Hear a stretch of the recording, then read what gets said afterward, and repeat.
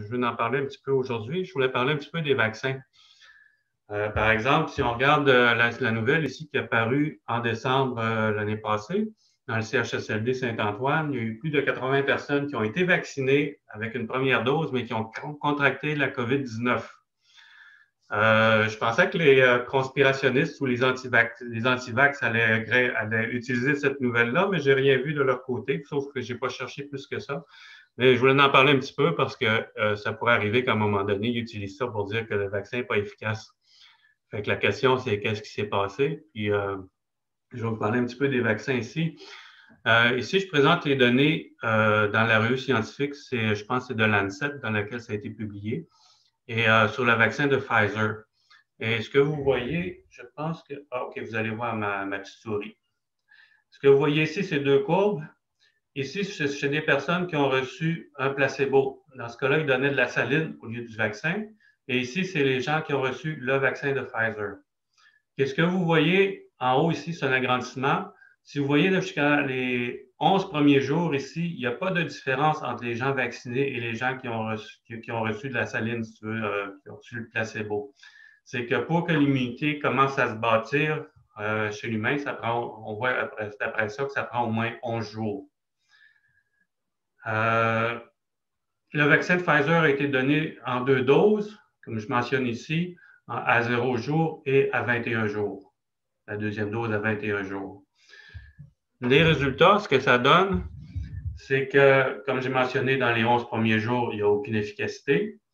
Mais si on regarde les 21 premiers jours, OK, à 21 jours, ça donne une efficacité de 52 pour les 21 premiers jours.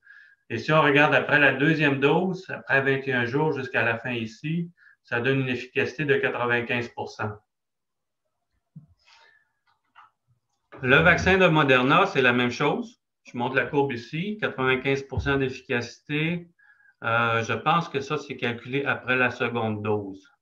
Les autres donnaient deux doses à 0 et 28 jours. Ces deux vaccins-là, c'est basé sur l'ARN messager.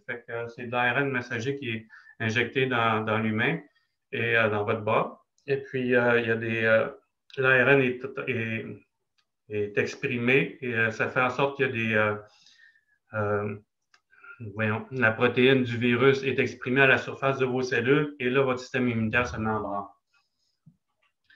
Il y a le vaccin Sputnik qui est sorti aussi en Russie. Fait qu'on n'en entendait pas parler beaucoup. Les données étaient assez fragmentaires, sauf que ça vient de sortir justement dans la revue, je pense que c'était de Lancet aussi.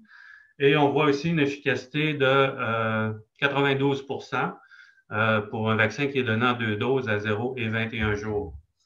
Fait que vous voyez ici, eux autres, c'est un placebo en haut, et en bas ici, c'est la courbe. Et le 91 c'est probablement après la deuxième dose qui a été calculée. Pour éviter, on voit ici que ça prend quand même quasiment 18 jours avant qu'il y ait un effet. Un vaccin qui est différent, c'est le vaccin d'AstraZeneca.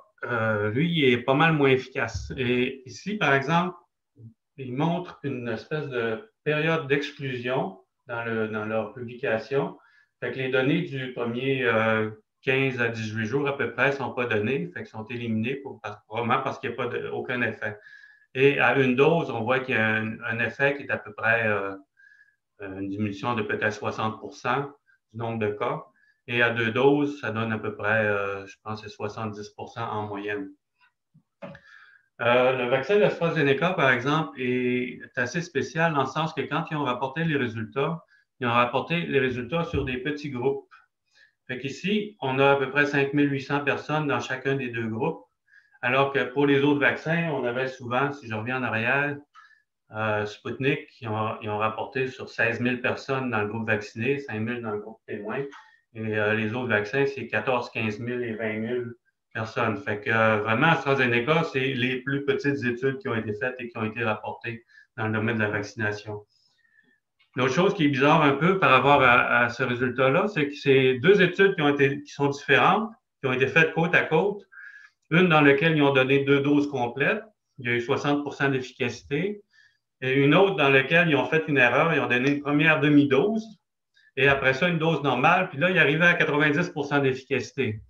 Sauf que le problème avec cette deuxième étude-là, dans le groupe contrôle, il y a eu 30 cas de COVID, puis dans le groupe vacciné, il y a eu 3 cas.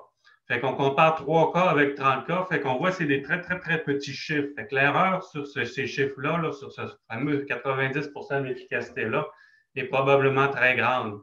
Mais AstraZeneca a fait sa publicité en disant « Ah, son vaccin est efficace avec cette data, ça va jusqu'à 90 ». Fait que je trouve que c'est pas très, très crédible de leur part. Les résultats aussi, le vaccin a probablement été suivi sur une période plus longue, mais les résultats sur une période plus longue, ben, on n'en a pas vu. On dirait que ça se fait attendre. Puis AstraZeneca a aussi rapporté une efficacité de 100 contre les formes graves de la COVID. Mais les formes graves de la COVID, ben, ils ont eu 2 cas dans le groupe placebo, ils ont eu 0 dans le groupe vacciné. Fait que 0 versus 2, ça donne 100 de protection. Fait que c'est pour dire que c'est un genre de résultat qui est probablement très peu reproductible avec une très grande marge d'erreur.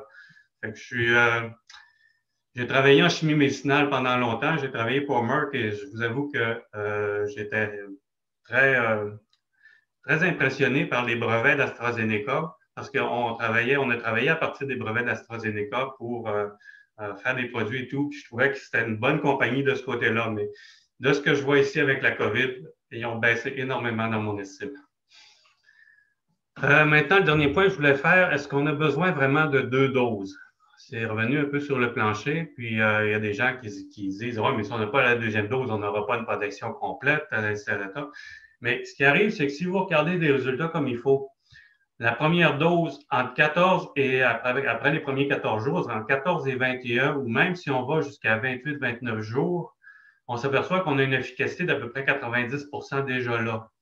Et si je vois après la seconde vaccination, c'est que justement, le système immunitaire ici, ne s'est pas emballé dans les premiers 10 jours après la deuxième vaccination. Et c'est la même chose aussi avec le vaccin de Moderna.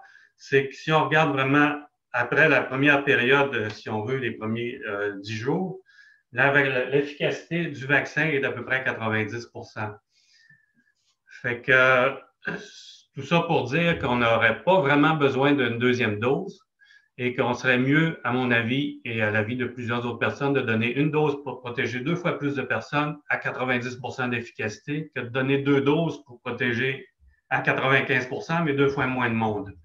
Et ce que je vous ai montré là aussi, Valérie Borde, dans un article d'actualité, est arrivée à peu près à la même conclusion. Fait que si vous voulez avoir les détails, vous allez voir cet article-là du 9 janvier.